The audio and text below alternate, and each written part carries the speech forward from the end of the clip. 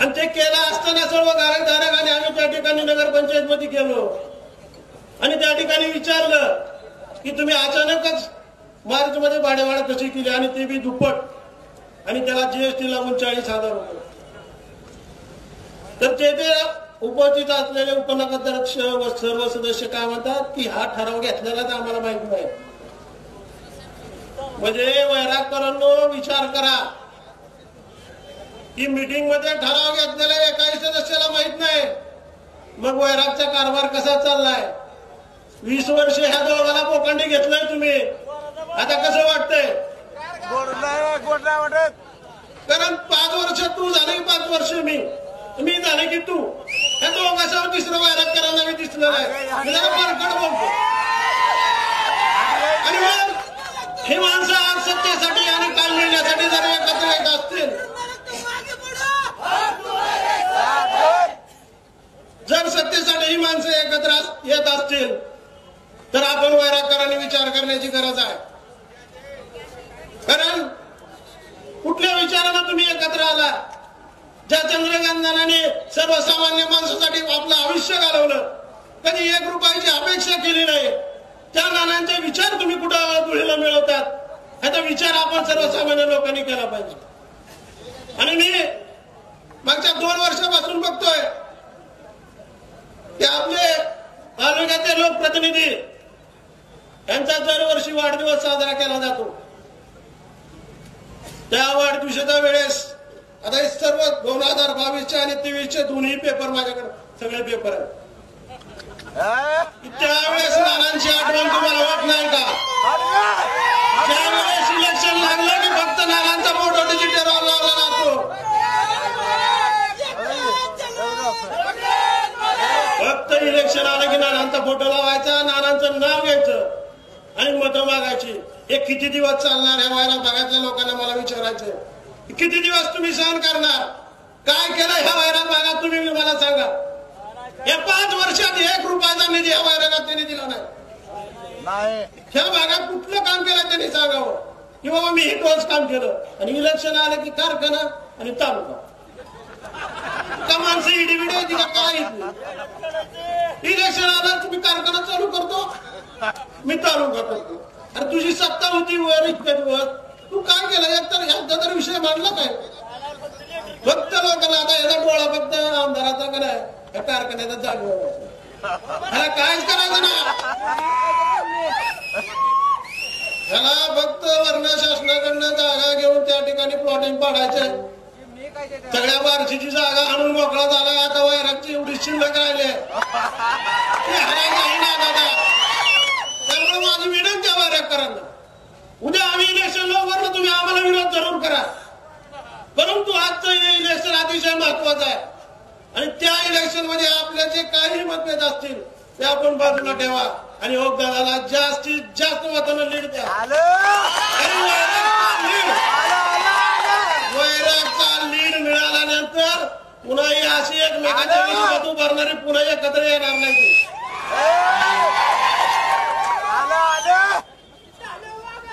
आणि मागच्या 15 दिवसापासून आपण बघतोय प्रचार करत असताना कोणी स्टेटस ठेवला, कोणी ओमदादाचा फोटो ठेवला की त्या ठिकाणी त्याला फोन करायचा, त्या गावातल्या कार्यकर्त्याला फोन करायचा, फोन आहे की बघ तुझा स्टेटस का गावात मोगलाई लागून गेली का? या ठिकाणी तुम्ही प्रत्येक ह्याच्यात माणसाला दाबण्याचं काम करता.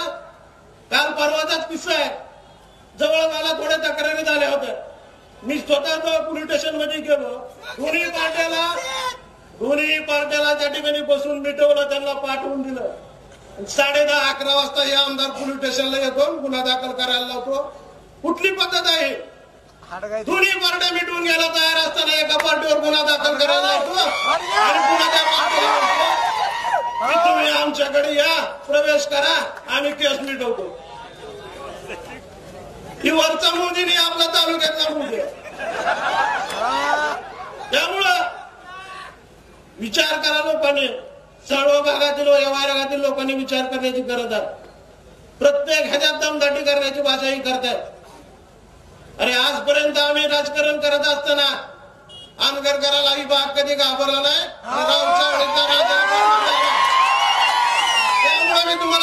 कुणीही द्यायचं नाही। ओमदादा तर फोन उचलतातच, परंतु या भागातील कुठल्याही कार्यकर्त्यावर जर अन्याय झाला तर तुम्ही निम्म्या रात्रीचा फोन करा, त्या ठिकाणी अर्ध्या तासात मी स्वतः त्या ठिकाणी हजर आहे, कुणीही घाबरायचं नाही एवढंच या ठिकाणी बोलतो।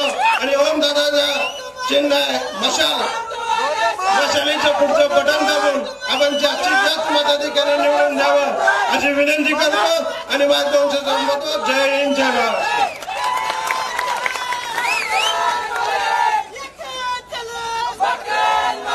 धन्यवाद मालक। आजच्या या सभेच्या ठिकाणी मी आपणाला आवर्जून सांगतो, जळगावचे सरपंच सागरभाई डिसले यांचं येथे आगमन झालेलं आहे, ते स्टेजवर उपस्थित आहेत, त्यामुळे त्यांचं आपण टाळ्यांच्या कडकडाट स्वागत करावं अशी मी आपल्याला विनंती करतो। दादा बोले तैसा चाले, बोले तैसा चाले, त्यालाच करावे जनतेने मतदान आपले। दादा तुमच्या सोबत आहेत आता सोपल साहेब डिसले आणि विश्वास भाऊ बारबोले। यानंतर बार्शी नगर परिषदचे माजी नगराध्यक्ष विश्वास भाऊ बारबोले, मी आपणास विनंती करतोय की आपण आपले विचार व्यक्त करावे।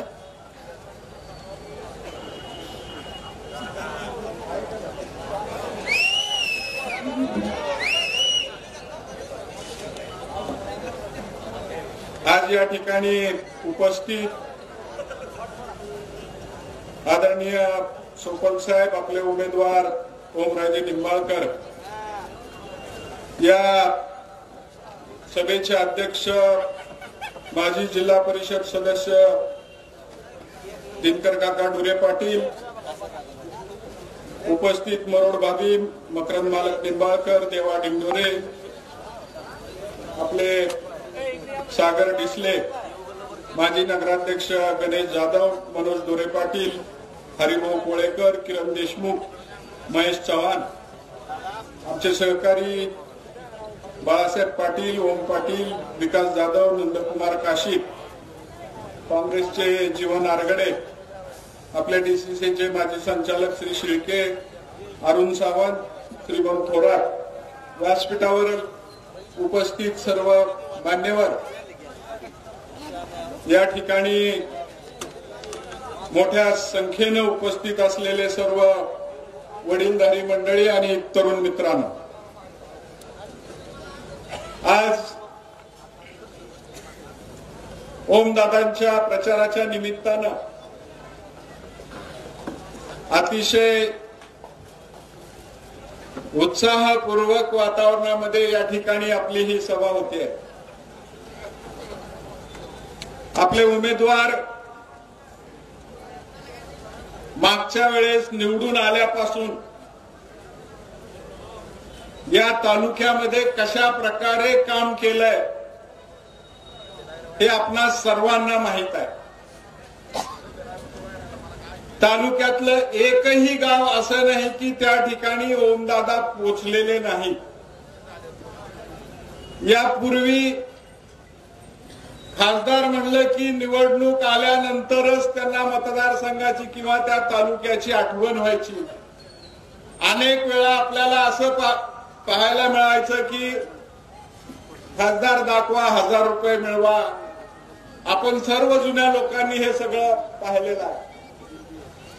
पण अतिशय प्रामाणिकपणे मनापासून या तालुक्यातल्या गोरगरीब जनतेची, कष्टकरी जनतेची त्याने आपले या ठिकाणी सेवा केली आहे। मग ते कोरोना काळ असू द्या, कुणाचे वैयक्तिक कार्यक्रम असू द्या, साधा एक फोन सर्वसामान्य कार्यकर्त्यांना ही केला तरी आपला स्वतःचा प्रपंच न पाहता 5 वर्ष या मतदारसंघातल्या जनतेची त्यांनी सेवा केली आहे। खऱ्या अर्थानं तुम्ही आम्ही सर्वजण नशीबवान आहात की त्यांना आपल्याला पुन्हा संसदेत पाठवायची संधी मिळते आहे आणि आपण जास्तीत जास्त मताधिक्याने आपण त्याला पाठवणार आहात, ही काळ्या दगडावरची पांढरी रेघ आहे. आज या देशामध्ये ज्या पद्धतीनं हुकुमशाही पद्धतीनं दिल्लीपासून गल्लीपर्यंत आपण आज पाहतोय, अतिशय वेगळी परिस्थिती या 10 वर्षाच्या काळामध्ये या देशामध्ये पाहायला मिळाली. अनेक आश्वासनं दिली शेतकऱ्यांना, गोरगरीब कष्टकऱ्यांना, सगळ्यांना, आणि त्या आश्वासनाची पूर्तता तर केलीच नाही. सुरुवातीच्या 2014च्या निवडणुकीमध्ये देशभरामध्ये वातावरण होतं, लोकांनी त्यांना निवडून दिलं. दुसऱ्या वेळेस ही मोदी लाट प्रचंडपणे त्या ठिकाणी त्यांना बहुमत मिळालं. परंतु सातत्यानं या देशातली जनता फसेलच असं नाही.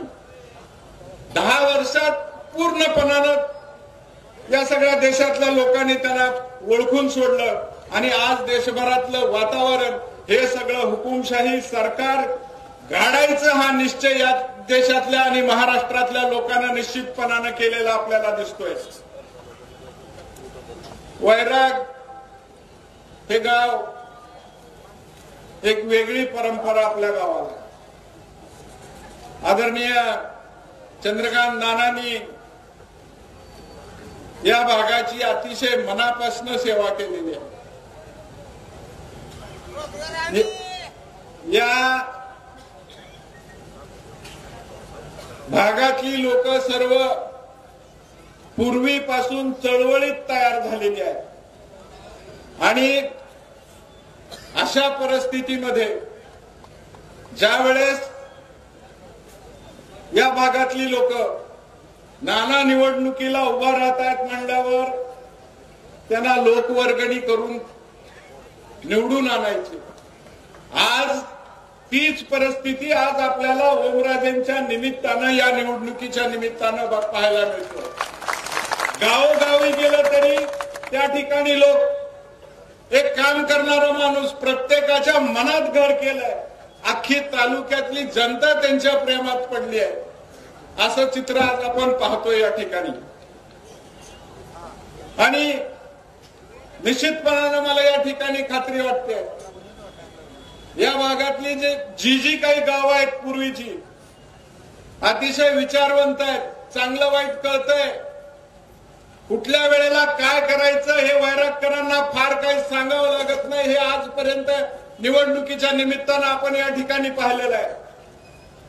पण ही वेळ अतिशय महत्वाची वेळ आली आहे.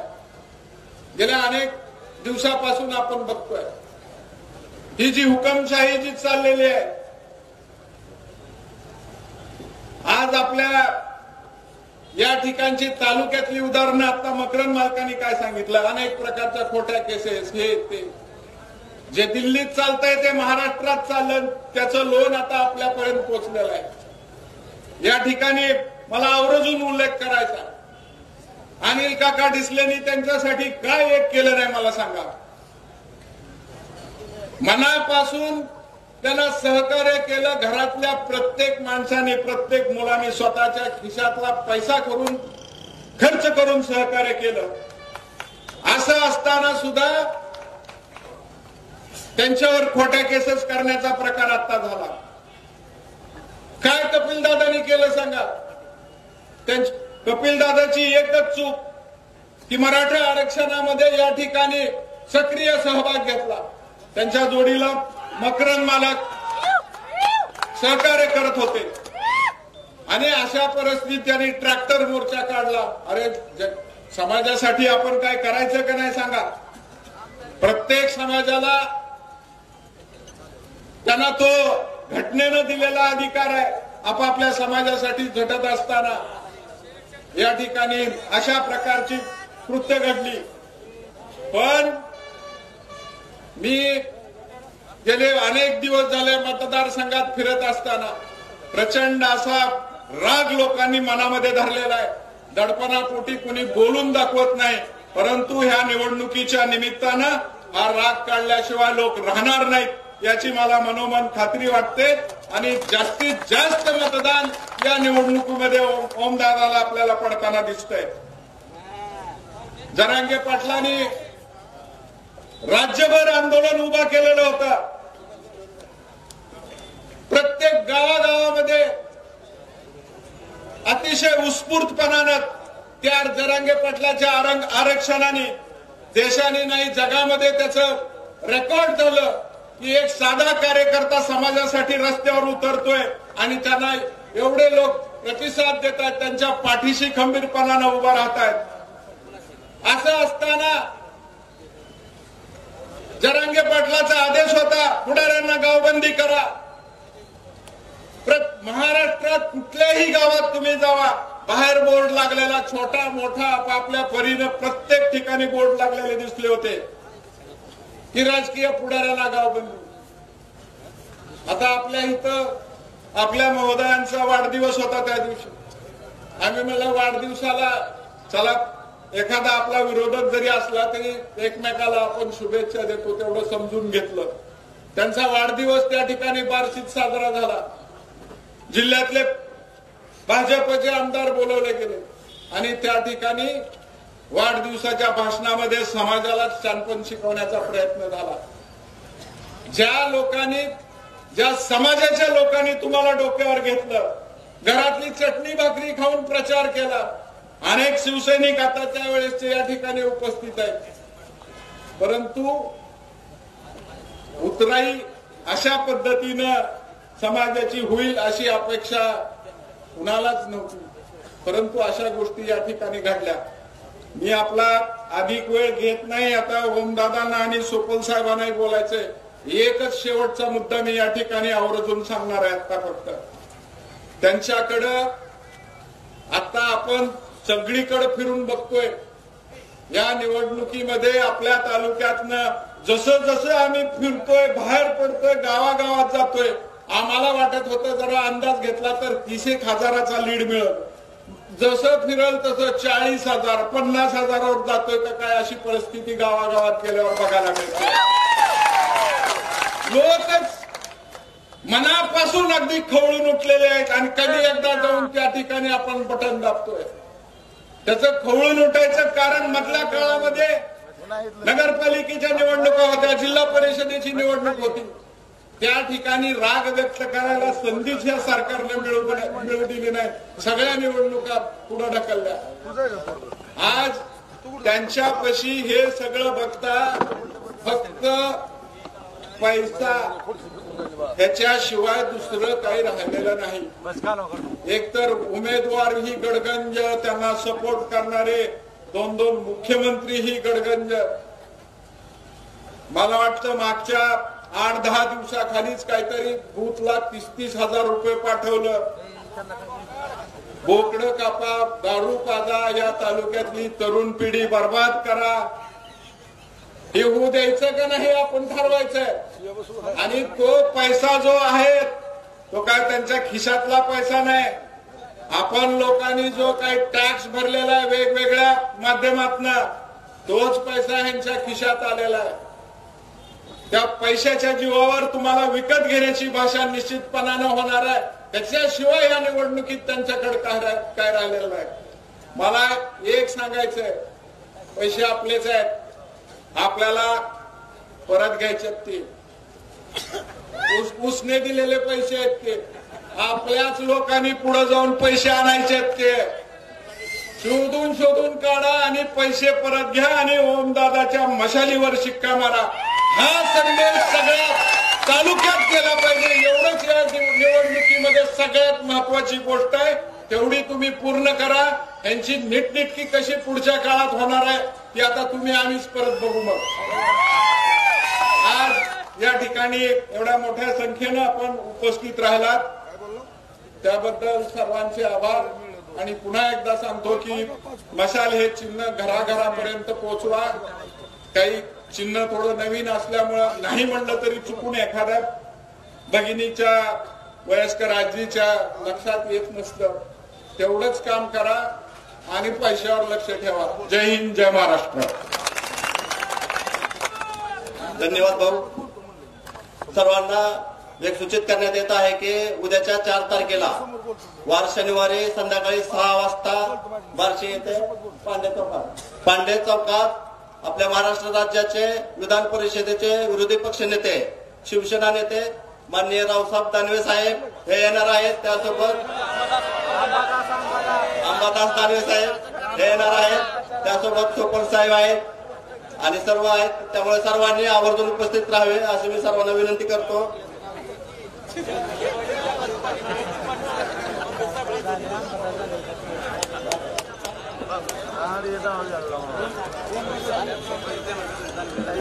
दादा, या ठिकाणी आपण निवडणूक लढवित असताना समोरच्या पार्टीकडून प्रत्येक बुथला 30,000 रुपये कोकणासाठी मटणासाठी देते, पण येथे वैराग भागातील लोकांनी तुम्हाला निधी म्हणून दिले, निवडणुकाचा निधी म्हणून. वैराग भागात दादा फक्त असा आहे की वैराग भागातील मोहन रेवण मासाळ, कचरू दत्तू यादव सर्व राहणार नांदणी यांच्याकडून दादा तुम्हाला निवडणूक निधी म्हणून 30,000 रुपये दिलेले आहेत. त्यासोबत चोपड साहेब मित्र मंडळ ममदापूर यांच्याकडूनही दादा आपल्याला निवडणूक निधी म्हणून 21,000 रुपये त्यांच्याकडून दिलेले आहेत. त्यासोबत मंकाळेश्वर तालीम संघ सातुरे यांच्याकडूनही दादा आपल्याला 20,000 रुपये म्हणून निधी देण्यात आलेला आहे. तरी मी या सर्वांना मी विनंती करतो,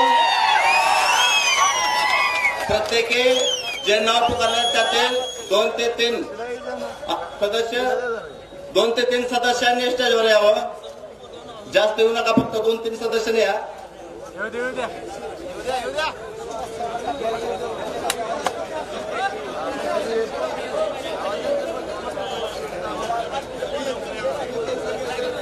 सासुरे झालेत. आता नांदणीचे फक्त 1-2 सदस्य म्हणून या स्टेजवर.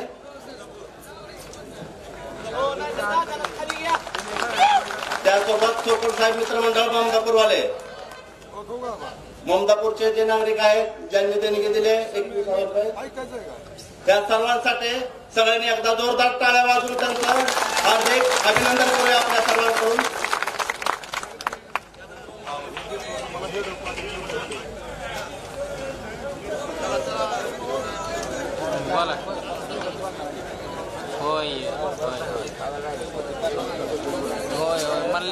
नांदणीवाले 2-3 सदस्य फक्त या स्टेजवर गर्दी झाले.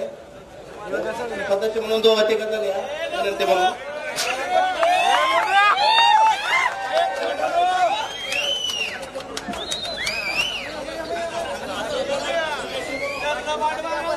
महाराष्ट्र राज्यातील ही पहिली निवडणूक असेल की जिथं उमेदवाराला जे मतदार आहेत ते पैसे देऊन निवडून द्यायला लागलेत. असे खासदार, दमदार खासदार ओमदादा निंबाळकर,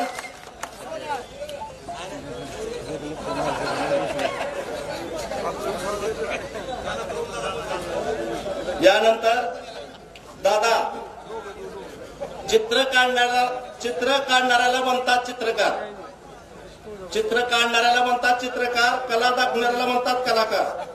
दादा, तुमच्या विरोधात 1 पंतप्रधान, 2 उपमुख्यमंत्री आणि चालू 5 आमदार.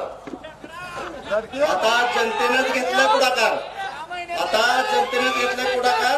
कारण दादा त्यांना करायचंय तुम्हालाच खासदार, धाराशिव लोकसभेचे लोकप्रिय खासदार माननीय ओमदादा निंबाळकर साहेब, आपण आपले विचार व्यक्त करावे अशी मी आपणास विनंती करतो.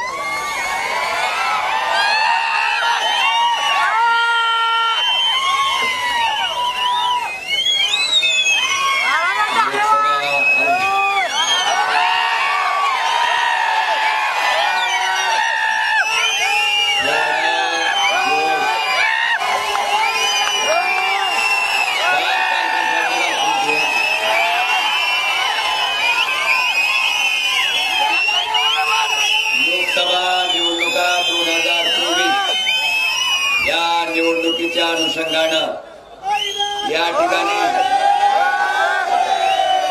ही प्रचार सभा आपण आयोजित केली. या प्रचार सभेला उपस्थित असलेले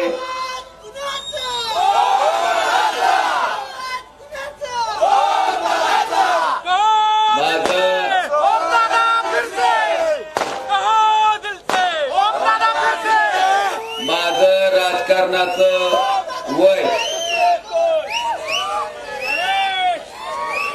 या साहेबांच्या राजकारण करण्याचा अनुभव आणि माझं वय मला वाटते माझ्या वयापेक्षा सुद्धा जास्त काळ त्यांनी महाराष्ट्राच्या विधानसभेत आमदार म्हणून आणि मंत्री म्हणून काम केलं असे आपले सर्वांचे लोकनेते आदरणीय दिलीपरावजी सोपान साहेब ज्यांचं मार्गदर्शन आपण आत्ताच ऐकलं ते बार्शी नगरपालिकेचे माजी नगराध्यक्ष आदरणीय विश्वासभाऊ बारकोले साहेब या कार्यक्रमाला अध्यक्ष म्हणून लाभलेले आदरणीय जिल्हा परिषदचे माजी सदस्य दिनकर काका पाटील साहेब आदरणीय मकरंद मालक निंबाळकरजी सुभाषजी शेळके या सभेच्या निमित्तानं आवर्जून या ठिकाणी मंचावर उपस्थित असलेले भैयासाहेबजी देशमुख आदरणीय नागेशांना अक्कलकोटे मनोज बाप्पा डुरे पाटील ऍडव्होकेट जीवनजी आरगडे आमच्या भगिनी तेजस्विनीजी मरोट आमचे संपर्क प्रमुख सुनीलजी काटमोरे या ठिकाणी मंचावर उपस्थित असलेले सागरजी डिसले रवीजी देशमुख गणेश नाना जाधव अरुण सावंत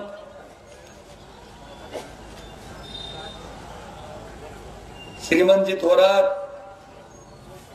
आणि व्यासपीठावर उपस्थित असलेले सगळे मान्यवर आणि व्यासपीठाच्या समोर उपस्थित असलेले या भागातील सर्व वडीलधारी मंडळी तरुण मित्र आणि जिथपर्यंत माझ्या माईकचा आवाज जातोय तिथपर्यंत घराघरात ऐकणारी माझी माता भगिनी बंधूंनो मी मागची 5 वर्ष आपला खासदार म्हणून काम करतोय हे काम केल्याच्या नंतर माझं 5 वर्षाचा अनुभव बघितल्याच्या नंतर साहेब मागच्या वेळेस सुद्धा प्रचाराच्या निमित्तानं बार्शीत कधी कुठं आलो तर सामान्य लोक नेहमी म्हणायचे की धाराशिव आल्याचा आमचा अनुभव जरा वाईटच आहे आता प्रचारासाठी दिसला पुन्हा कधी दिसाल माहित नाही त्याच्यात लोकांचा दोष नव्हता दोष खासदार म्हणून निवडून जाणाऱ्याचा होता एकदा का निवडणुकीपुरता बार्शीत प्रचाराला आला की पुन्हा ती निवडून आलेला खासदार बार्शीला कधी बघायला नाही भेटला त्याला बोलता नाही आलं ती खासदार पुन्हा भेटला तर पुढच्या निवडणुकीच्या दरम्यानच अशी परिस्थिती होती बांधवानो पण त्यावेळेस जे वचन मी आपल्याला दिलं होतं की ओमराजे नुसता निवडणुकीपुरता दिसणारा खासदार न राहता तुमच्या दैनंदिन कामकाजात तुमच्या मदतीला पडणारा खासदार म्हणून त्या ठिकाणी काम करेल आणि ते मी पाळलंय आज अनेक पत्रकार मला प्रश्न विचारते मोदी तुमच्या बरोबर होते आता विरोधात आहेत 5 आमदार विरोधात आहेत 1 फूल 2 हात विरोधात आहेत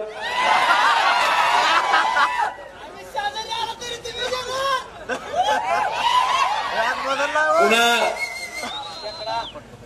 आमच्याकडचे 40 फोडून चिन्हासहित सेना त्याच्या बरोबर आहे आम्हाला वाटलं आम्हीच दुःखी आहेत काय की पण भाऊचं सुद्धा गड्याला हाणून टाकलं भाऊला तुम्ही तुतारी त्यांच्याकडे बी 38 घेतले ते बी बरोबर आहेत मनसेचं इंजिन सुद्धा विनाशर त्यांचा डबा वाढायला लागले अजून प्रयत्न करून आमच्याकडचे काँग्रेसचे बी काही माणसं फोडले रोज फोडायला चालू आहे मला सांगा एवढी शक्ती एकवटल्याच्या नंतर सुद्धा मला वाटलं ह्यांना कॉन्फिडन्स आला असेल. नाही, पुन्हा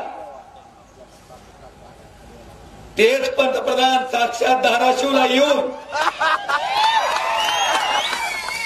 माझ्या विरुद्ध सभा घेऊन गेले. आता मला सांगा, हे पुढचे सगळे आमदार मला काय म्हणते, हे चिल्लर आहे, हे शुल्लक आहे, हे काय काम करते का, हे निष्क्रिय आहे.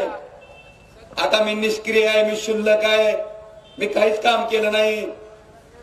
मग देशाच्या पंतप्रधानाला इथं धाराशिव मध्ये येऊन सभा घ्यायची माझ्या विरोधात पाळी का पडावी.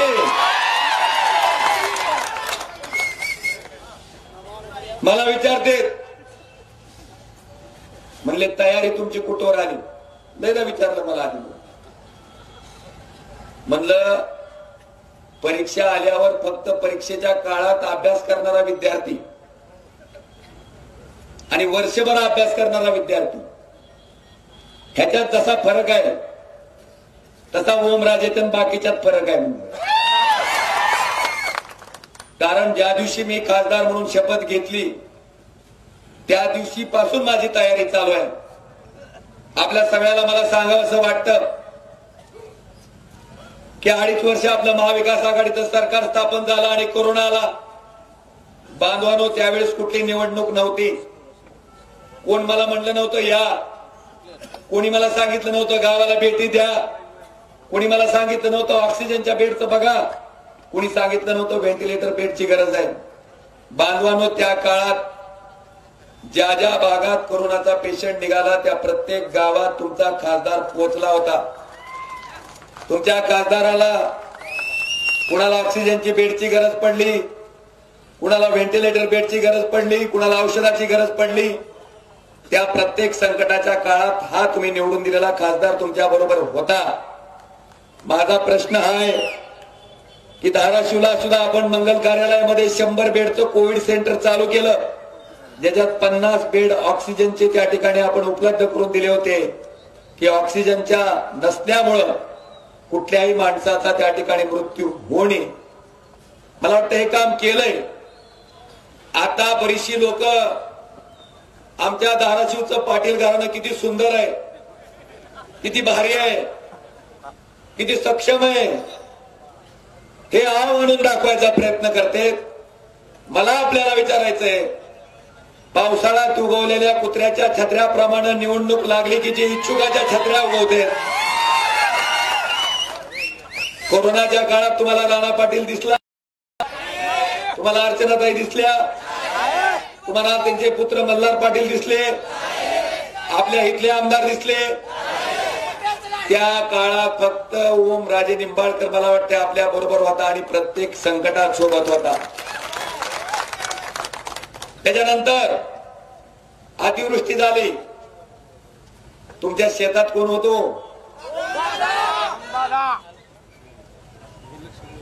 आणि म्हणून बांधवानो, मी तयारी ज्या दिवशी शपथ घेतली खासदार म्हणून त्या दिवसापासून माझी चालू आहे, अखंड चालू आहे. आणि ही तयारी अशा पद्धतीची आहे की इथं येणाऱ्या कुठल्याही माणसाला माझ्याकडे काम घेऊन जे कोणी आला असेल त्याला कधी मी विचारलं नाही की तू मला मतदान टाकलंय का विरोधात टाकलंय, तू माझ्या पक्षाचा आहे का विरोधी पक्षाचा आहे, तुझं गाव मला प्लस आहे का तुझं गाव मला मायनस आहे. बांधवानो, मी निवडणूक लढवीपर्यंत एका पक्षाचा उमेदवार आहे, पण ज्या दिवशी मी निवडून आलो त्या दिवशी ज्यानं मला मतदान टाकलं त्याचाही मी खासदार आहे आणि ज्यानं नाही टाकलं त्याचाही मी खासदार आहे, असं समजून मी 5 वर्ष काम केलं. आणि हे काम करत असताना हे प्रत्येक जण म्हणतंय, साहेब आता तर मला संपर्क नसल्यावर हिनवलं असतं तर समजू शकलो असतो, पण मला का हिनवलं जातंय तर म्हणले एक काय बी करतंय काम.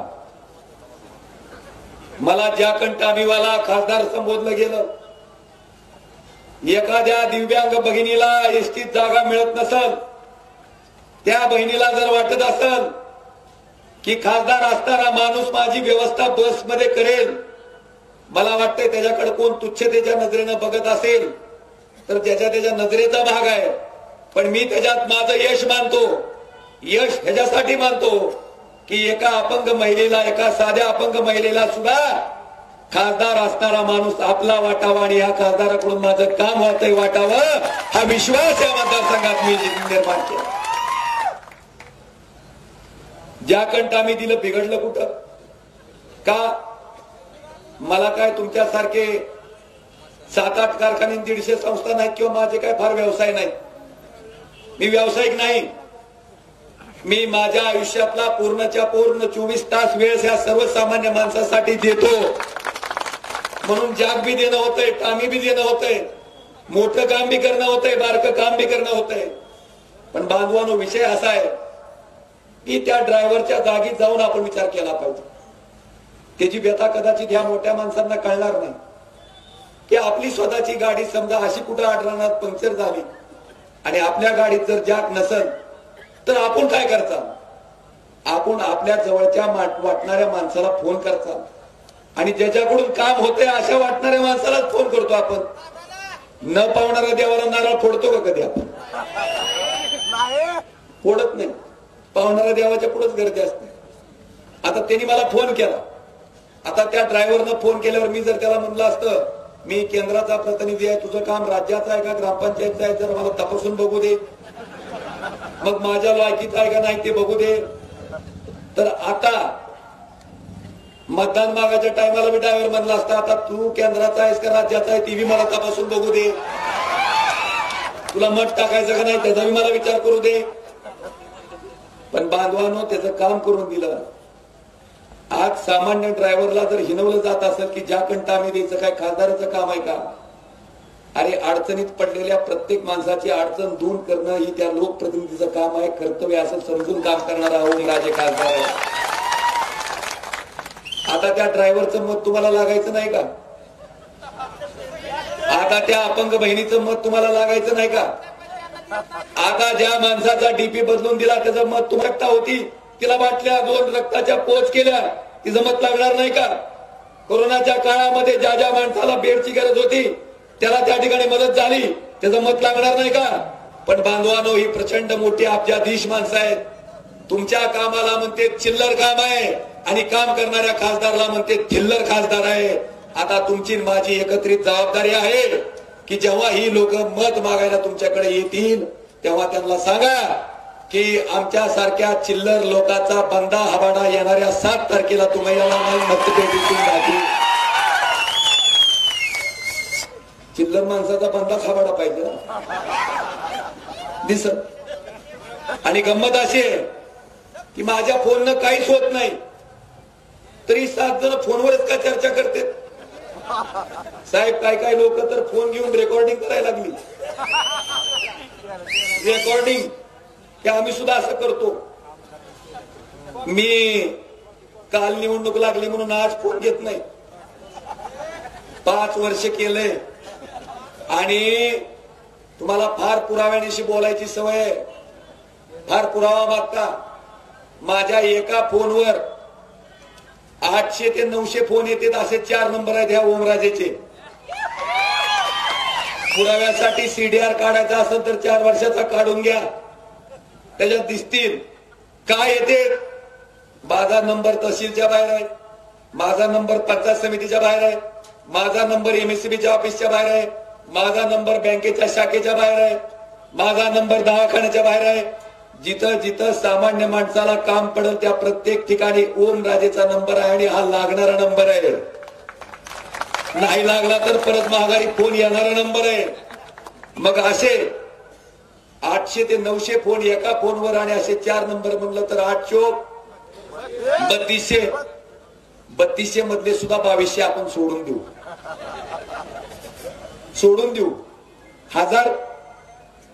1000 धरू की? आता रोजचा 1000 म्हणलं तर 10 दिवसाचं किती झालं? 10,000. 30 दिवसाचं महिन्याचं 30,000, महिन्याचं 30,000, वर्षाचं 3,65,000. 3,65,000 वर्षाचा असेल तर 5 वर्षाचं करा हिशेब. आमच्या लोकांनी हिशेब केला नाही म्हणून डॉक्टर पाटील 40 वर्ष टिकलं. 365 गुणिले 4 5 त्रिक 15 6 पंचे 30 आणि 5 5 25 म्हणजे 15 आणि 3 18 18,25,000 लोकांचा ओमराजेचा संपर्क आहे. आता 18,25,000 लोक माझी मतदारसंघात माझे प्रचारक आहेत. आता कसला बी मायका लाल जर आला तर 18 दिवसात 18,25,000 लोकांचं फोन उचलून काम करू शकत नाही. आणि ह्यांना जी भीती वाटायला लागली ती ह्याचीच आहे. बांधवानो, ही वस्तुस्थिती आहे, ही परिस्थिती आहे. आणि कुणाला जर वाटत असेल लय सोपं आहे तर तिथं फोनची रेकॉर्डिंग करण्यापेक्षा एकच दिवस येऊन एकच दिवस माझा एकच फोन उचला. रात्री नाही खलबत्यात कुठून जर डॉक्टरकडे गेला गोळ्या घ्यायला, एवढं सोपं नाही. 900 प्रकारची माणसं असते, 900 पद्धतीनं बोलते. कोण प्रेमात बोलतय, कोण होसकून बोलतय, कोण रागानं बोलतय. प्रत्येकाचा ऐकून घ्यावं. लय आहे तिथंच ते 18 लाख हिशेब सांगितलं नाही का तुम्हाला. आता ही जी 17-18 लाख लोक झालेत ती काय तुमच्यासारखी 50 खोके घेऊन फुटणारी नाही. इमानदार आहेत. तुम्हाला मंत्री केलं, आमदार केलं, खासदार केलं तरी तुम्ही पालतं पडता. हे बिचारे डीपीच बदलून दिला असेल पण इमान राखते. तुमच्यापेक्षा निष्ठावंत आहेत, इमानदार आहेत. आणि बांधवानो, आज जी परिस्थिती आपण निवडणुकीत बघता, आज इथं सुद्धा मला वाटते जवळपास 70-80 हजार रुपये तुम्ही जमा करून दिले. तुमच्या कष्टाचे आहेत, घामाचे आहेत, परिश्रमाचे आहेत. मी आताच चिकरड्याला होतो, तिथं एका माणसानं, माझी रिटायर फौजीनं, साहेब 1 तोळे सोनं मोडून 25,000 रुपये मला दिले. आता येताना काल मी लोणीला होतो सर्कलमध्ये, गवंडी काम करणाऱ्या चाबोकसार नावाच्या एका मिस्त्रीनं मला काल 1100 रुपये दिले. त्याच्या आधी मंगरुळला होतो, साहेब एका माझ्या 8 वर्षाच्या बहिणीनं चिंचा फोडून ती चिचोकी बाजूला काढती, ही काम करून 1660 रुपये त्या पोरीनं कमवले होते, त्या बहिणीनं कमवले होते, ते मला दिले. अरे भावना तरी बघा. तुमच्या 200-300 कोटीला माझं ती 1660 रुपये ऐकणार नाहीत, कारण इमानदाराचे आहेत, प्रेमाचे आहेत, मेहनतीचे आहेत. आणि आज माझ्यावर आरोप केले जाते की खासदार साहेब तुमचं संपर्क आहे, काम काय आहे तुमचं. मी कधी सांगितलं नाही, पण आता सांगणं गरजेचं आहे. तुम्हालाही वाटायचं 5 वर्ष जाकण टाइमेवरच गेले का म्हणून सांगतो, कधी सांगत नसतो मी.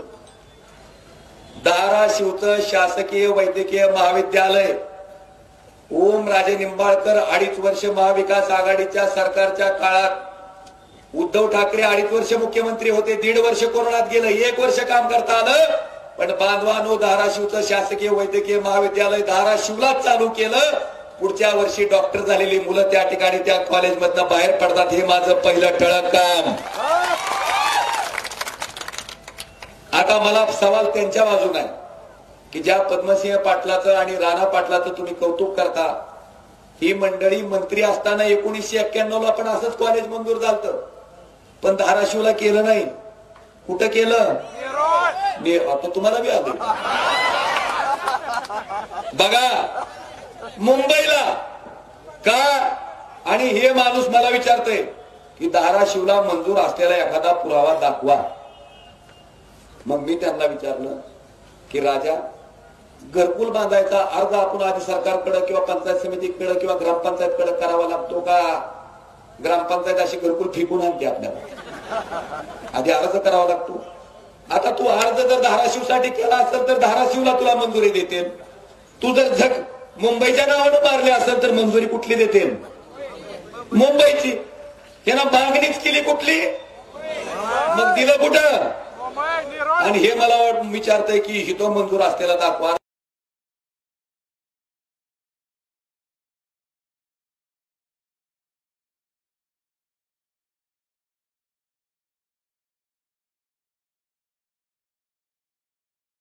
तू मागणी केली मुंबईची, मग इथं मंजूर कोण का होत आला असतं? हे कॉलेज तिकडं नेलं ते नेलं, सरकारच्या मालकीचं ठेवलं नाही. तेरणा पब्लिक चॅरिटेबल ट्रस्ट हाणलेले, ट्रस्टवर हाणलेलं मेडिकल कॉलेज मुंबईला घेऊन गेलेत आणि तिथं रुबाब करते की आम्ही इथून माणसं फुकट नेताव आणि तपासून आणताव. त्याचाही भांडाफोड केला गेला.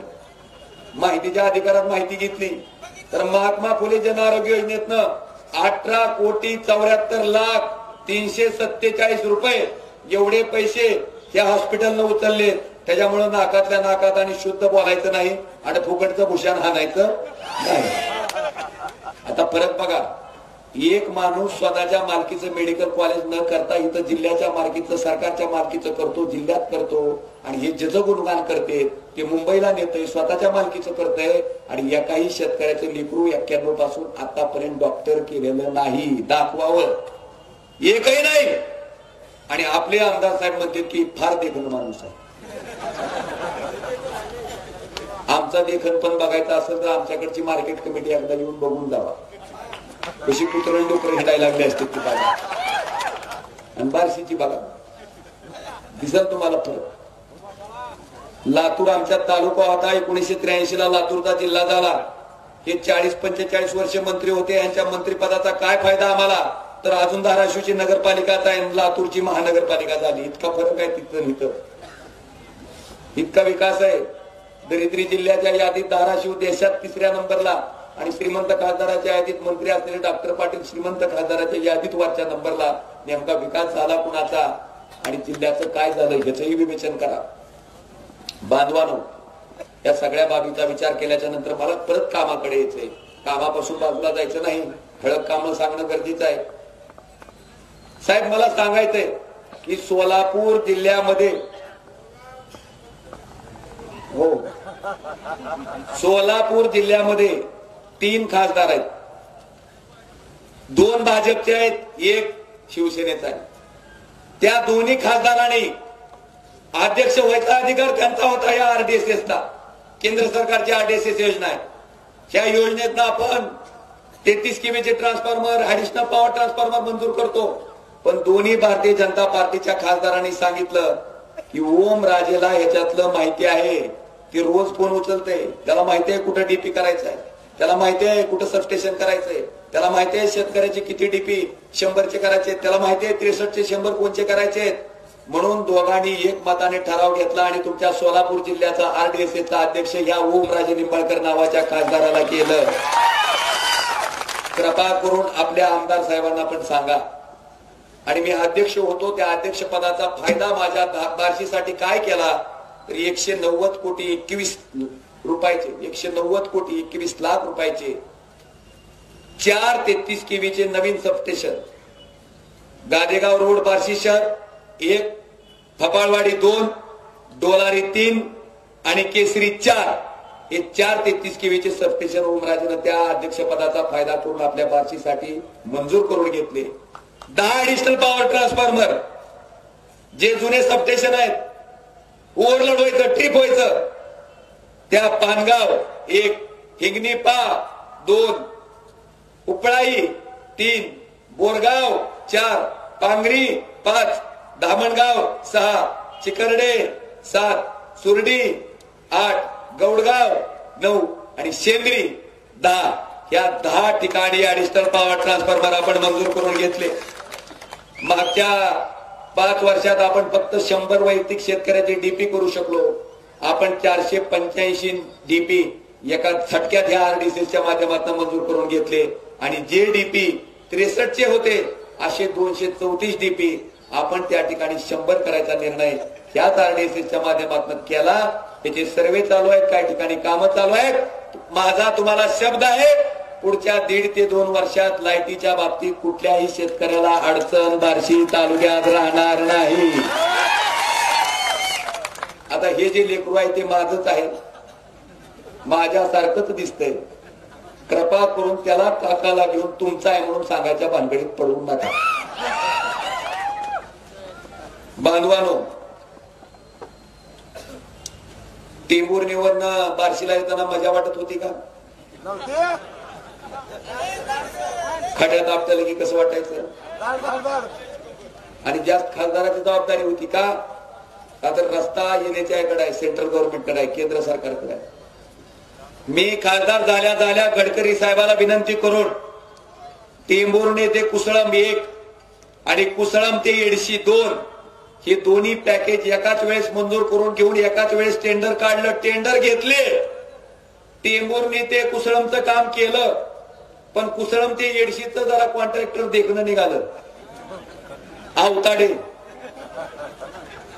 मला कळालं त्यांचे भाऊ आमदार आहेत कुठले तरी, त्यांनी काम केलं नाही, ज्याच्यामुळे काम रखडलंय. परत त्याचं टेंडर क्रॅश केलंय. आता सध्या ते काम प्रगतीपथावर आहे. जर आवताडेने काम केलं असतं तर टेंभुर्णी पासून येडशी पर्यंत एकही खड्ड्यात न आपटता तुम्ही सुखरूप आले असता. हे काम तुमच्या खासदाराचं आहे. हे दुसरं काम. तिसरं, दिव्यांग बांधवाला साहित्य वाटप एडीआयपी आणि आलिम्को 1976 पासून वाटप करते. 76 पासून 19 पर्यंत 2000 अनेक खासदार झाले, एकाने योजना राबवली नाही. ओमराजे पहिलाय ज्यानं 4,61,00,000 रुपयाचं साहित्य, कानानं ऐकायची मशीन, कृत्रिम पाय, कृत्रिम हात, 3 चाकी साधी सायकल, 3 चाकी इलेक्ट्रिक सायकल, तुमची commode chair, wheel chair, smartphone, smart stick, ह्या माझ्या अपंग बांधवाचं साहित्य 4,61,00,000 रुपयाचं एकही पैसा त्याच्या खिशातला न खर्चा त्याला मोफत द्यायचं काम याच खासदार ओमराजे निंबाळकरांनी केलं. आपल्या माहितीसाठी प्रधानमंत्री ग्राम सडक योजनेतनं 32 कोटी रुपयाचे रस्ते केले. खासदार निधी 2,81,00,000 रुपये खर्च केलाय. मी उडत उडत ऐकलं की माझा खासदार निधी शिल्लक आहे. माझं त्यांना आव्हान आहे, सोलापूर कलेक्टर, धाराशिव कलेक्टर आणि लातूर कलेक्टरला पत्र द्यायचं. वाटल्यास तुम्ही सुद्धा माहितीच्या अधिकारात माहिती मागू शकता. 1 पैसा जर खासदार निधी ओमराजेचा परत गेला असेल तर हिथंच जाहीर पाठिंबा देऊन माघारी जाईल ओमराजे. खोटन लबाड सांगायचं नाही. 71 लाख रुपये 25-15च्या माध्यमातून आपण दिले. 30-54, 50-54 मधनं 1,22,00,000 रुपये दिले. जनसुविधेमधनं 63 लाख रुपये दिले. बांधवानो, हे सगळे पैसे तुमचा खासदार म्हणून मी या ठिकाणी मागच्या 5 वर्षाच्या कालखंडामध्ये दिले. आता तुम्हाला प्रश्न पडेल की सगळं मिळून 1,001 कोटी तर होईल की आपल्याला?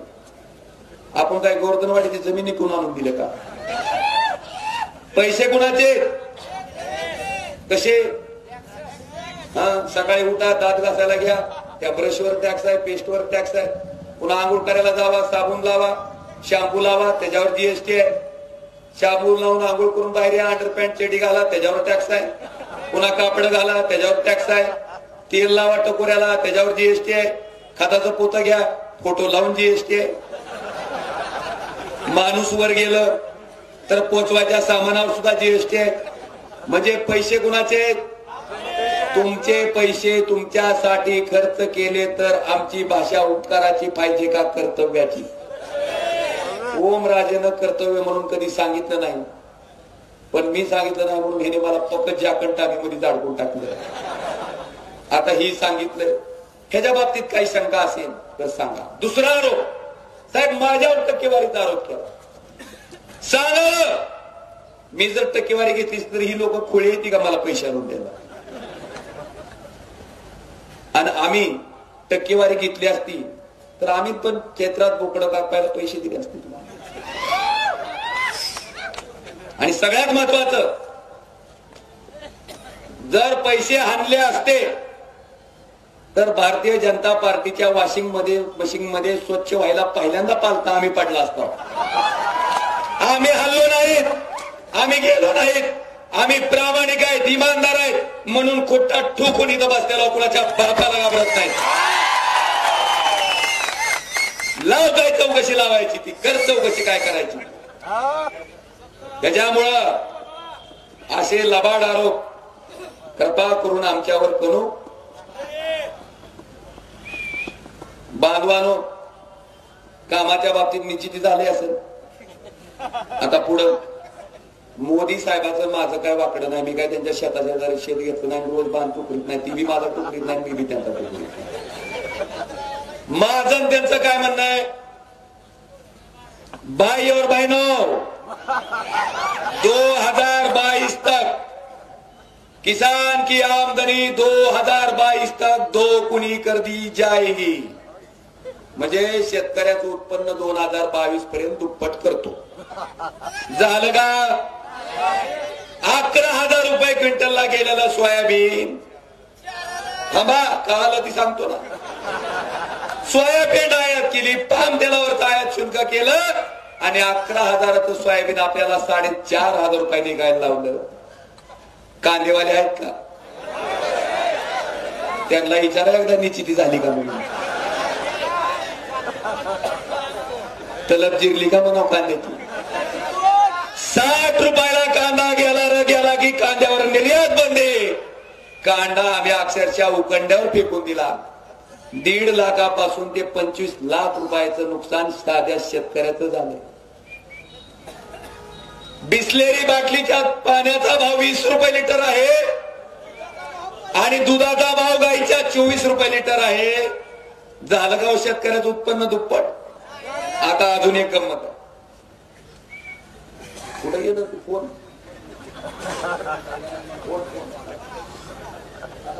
काय का मोदी साहेब काय सांगायचे, मी म्हणत नाही मोदी साहेब, शेतकऱ्याच्या बाबतीत काय बोलते ती नीट ऐका बर का. गोळगाल चालल्यानंतर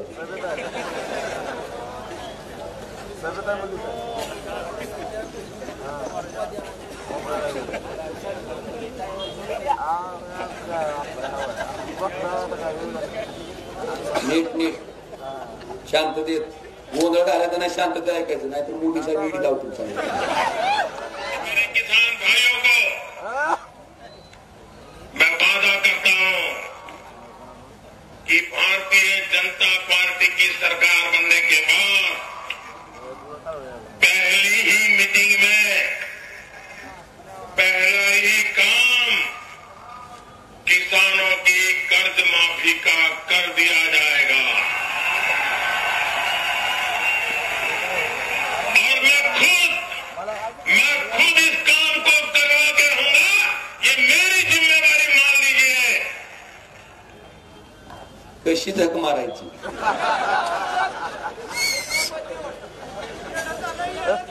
पहिल्याच मीटिंग मध्ये पहिलंच काम शेतकऱ्याच्या कर्जमाफीचे मी करेन आणि ह्याची जबाबदारी माझी राहील. आता कोणची मीटिंगची वाट बघायची. भाई और बहनों, महंगाई कम हुई की नहीं हुई? अरे हुई म्हणा. कशी हुई? 700 ते 800 रुपये एकरनं आपण नांगरत होता 14ला.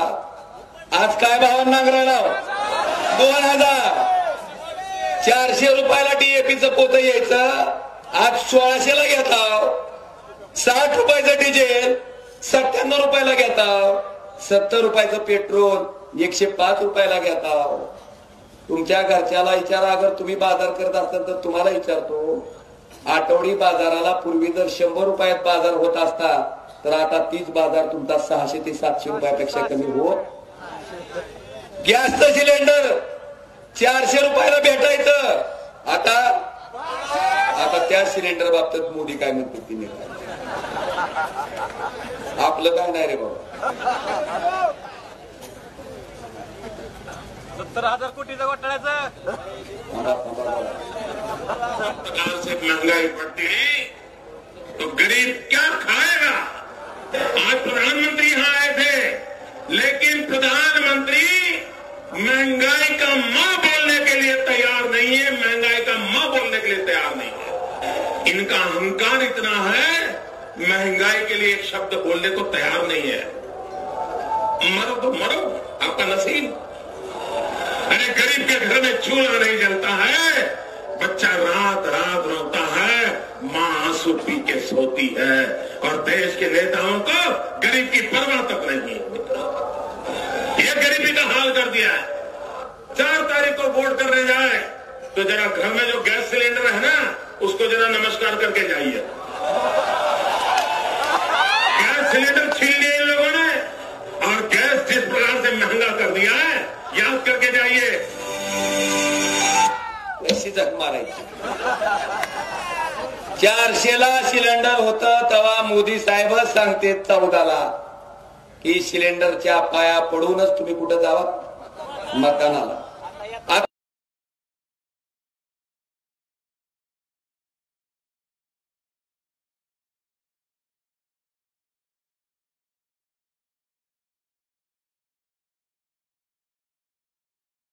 आता 400 तर कितक्याला झालंय? आता साष्टांग दंडवत शिगडीला घालायचं हेंगा, उसको ईडी की नोटिस दे के भाजप में लूटा। 70,000 कोटीच्या घोटाळ्याचा आरोप, त्याचं बी हाय पण वेळ घालवत नाही साहेब बोलणार आहे। 70,000 अरे धमकी आता काय बघायला। 70,000 कोटीच्या घोटाळ्याचा आरोप। दाव जाऊ दाव तू जाऊ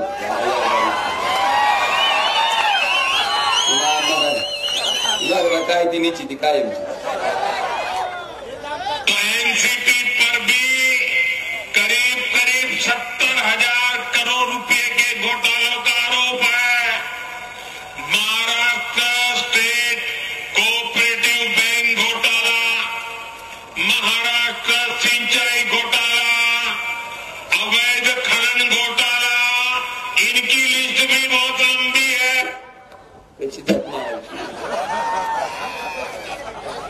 घोटाळ्याचा आरोप केला की अख्खा अजितदादा पवार 5 दिवसात त्याच भारतीय जनता पार्टीच्या आमदाराच्या पाठिंब्यावर, त्यात भाऊचं बी मत आहे, कोण झाले उपमुख्यमंत्री आणि खातं कोणचं?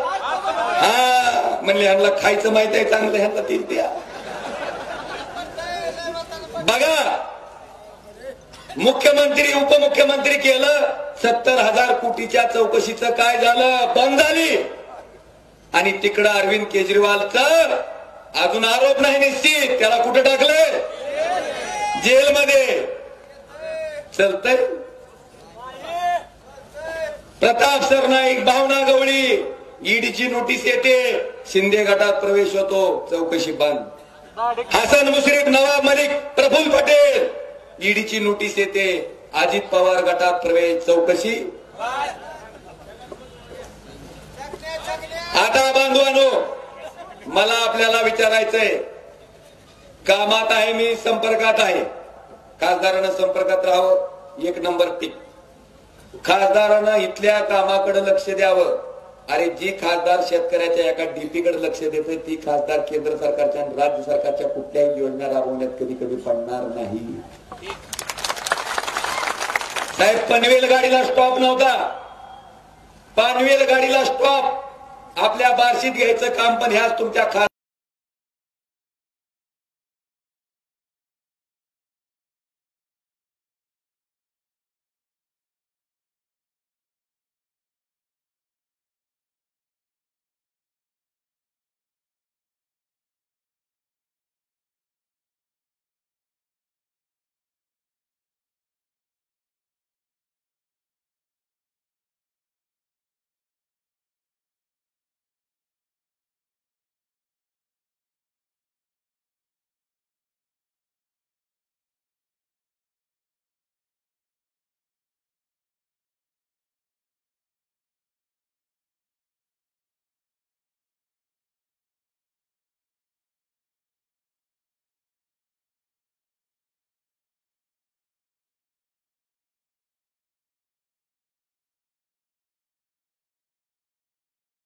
तुमच्या